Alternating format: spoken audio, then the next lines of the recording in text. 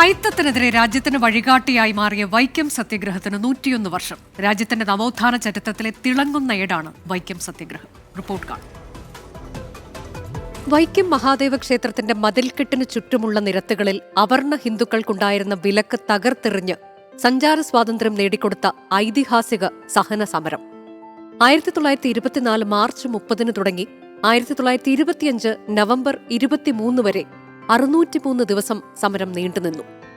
ഗാന്ധിജിയുടെ അനുമതിയോടെ ടി.കെ. മാധവൻ സമരനായകനായി പ്രക്ഷോഭം തുടങ്ങി.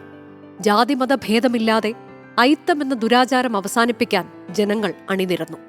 കെ.പി. കേശവമേനോൻ, കെ. കേളപ്പൻ, ബാരിസ്റ്റർ എ.കെ. പിള്ള തുടങ്ങിയവർ നേതൃത്വം നൽകി.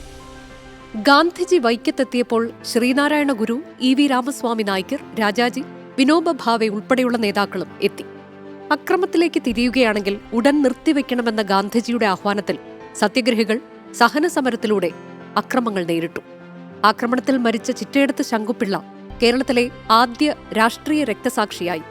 ഒടുവിൽ അയിത്തത്തിന്റെ പ്രതീകമായി നിലനിന്ന തീണ്ടൽ പലക ഇളക്കി മാറ്റിയപ്പോൾ ക്ഷേത്രപ്രവേശന വിളംബരത്തിനുള്ള ചൂണ്ടുപലകയായി വൈക്കം സത്യഗ്രഹം മാറി.